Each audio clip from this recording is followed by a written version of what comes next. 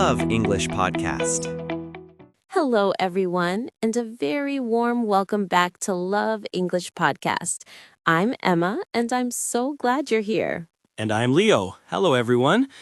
I am here too, but to be honest, after this weekend, I feel like my natural place is hiding in a corner. Aw, that doesn't sound very fun, Leo. It sounds like you had a difficult experience. What happened? My friend had a small birthday gathering at his house. There were about 10 people there. One of his friends was a native English speaker from Australia. I was so excited for the chance to practice, but when I got there, I just froze. Everyone was talking and laughing, and I just stood in the kitchen, holding my drink, pretending to be very interested in the refrigerator. I felt like I was behind a glass wall. I could see everything, but I couldn't participate. I understand that feeling of being behind a glass wall so well, and many of our listeners probably do too. Leo, we've talked before about the fear of making mistakes. Was that what you were feeling? Were you afraid of saying the grammar wrong? It was a little bit of that, but it was something more. It wasn't just a fear of mistakes. It was a fear of attention. The idea of all the conversations stopping and everyone looking at me while I tried to speak English, it was terrifying. I felt so small and awkward. I think the right word is just shy. You have just identified a very important difference. Fear of mistakes is about your performance. Shyness is about your personality and your feelings in a social situation. It's the uncomfortable feeling of being the center of attention. And this feeling can be even more powerful than the fear of grammar. Exactly. So what can I do? Do I have to change my personality and become a super outgoing, talkative person? That doesn't feel like me. Not at all. That's the most important thing to understand. The goal is not to stop being a quiet or shy person. The goal is to find tools that allow you to communicate and connect even when you feel shy. And the most powerful tool is a simple but profound shift in your focus. A shift in focus? What do you mean? When you are feeling shy, where is all of your focus? It's on me. I'm thinking, how do I look? Am I standing in a weird way? What should I say? If I say something, will it be stupid? Everyone is so confident, and I am so quiet. It's all about me, me, me. Exactly. Your mind is 100% focused inward on yourself. Shyness is a state of intense self-consciousness. The secret to managing it is to turn the camera around. You need to shift your focus from being interesting to being interested. From being interesting to being interested. Can you explain that more? It means you stop worrying about yourself and you put all of your mental energy into learning about the other person. You become a detective. Your new mission is to discover something interesting about someone else in that room. And the tool you use for this mission is your secret weapon, asking questions. Asking questions, but that means I have to talk. Yes, but it's a very specific and safe kind of talking. When you ask a question, who has to do most of the talking? The other person. Exactly. Asking a question puts the spotlight on them, not on you. It gives you a moment to breathe and relax.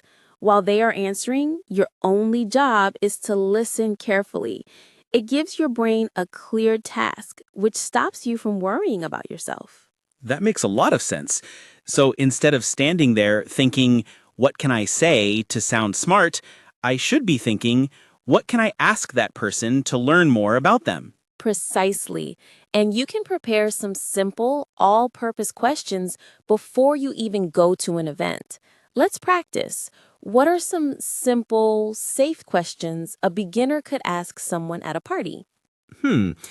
I could ask, so how do you know David, the host? A perfect start. It's relevant to the situation. What's another one?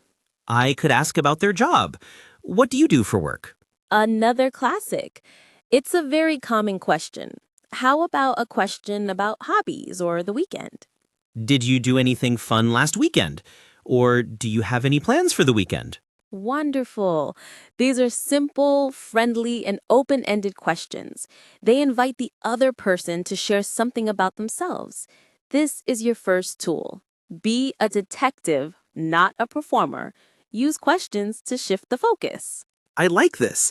It feels much less scary. But what if they ask me a question back? Then the spotlight is on me. It will be, and that's okay. This leads to our second tool. Prepare your islands of safety. Islands of safety? What are those? These are 2 or 3 simple topics that you feel comfortable talking about. You practice the basic vocabulary and sentences for these topics in your private practice time. So when someone asks you a question, you can guide the conversation to one of your safe islands.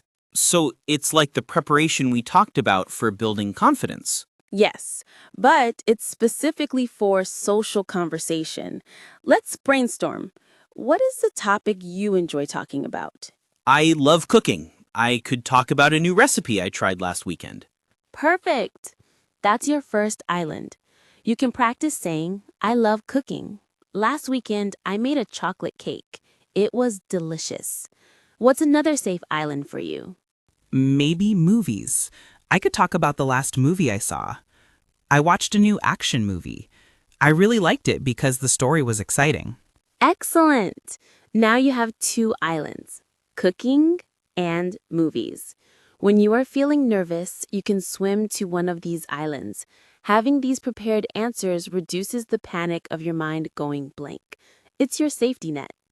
Okay, so I shift my focus by asking questions, and I have my islands of safety ready. But what about the very first step?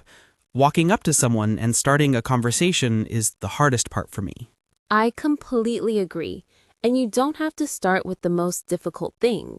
This brings us to our third tool, the conversational warm-up.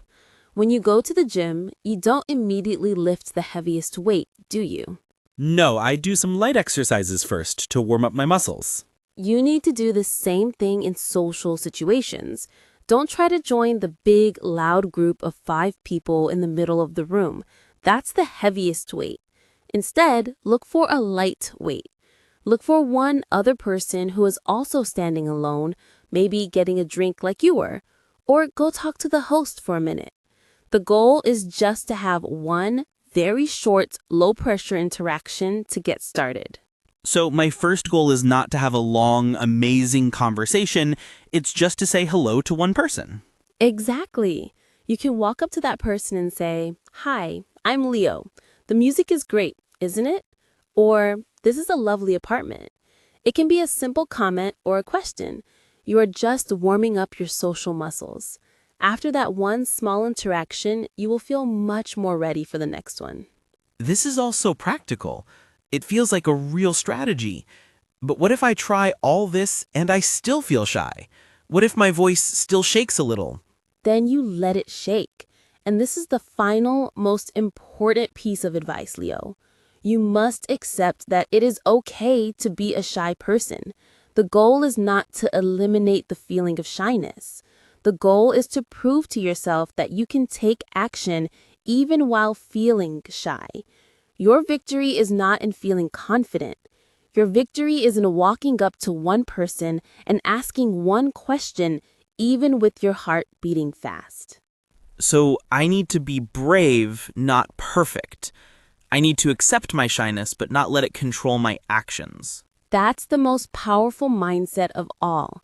So let's review our toolkit for the quiet learner. What are the main ideas? First, the main strategy is to shift my focus from being interesting to being interested. I need to turn the camera around. Second, I should use my secret weapon, asking simple, prepared questions to learn about the other person. Third, I need to have my islands of safety, a few topics I'm comfortable talking about.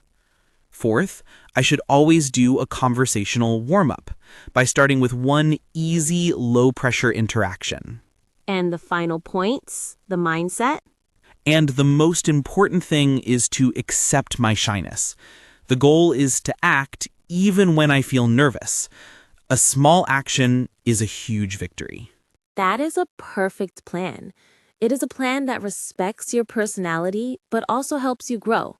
You don't have to pretend to be someone you're not. You just need to be a curious, kind person with a few good tools. I feel so much more hopeful now.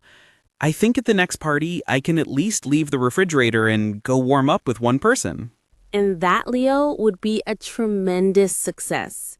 And to our listeners who feel shy, please know that you are not alone. Your voice is important, and the world deserves to hear it. Just start one small conversation at a time.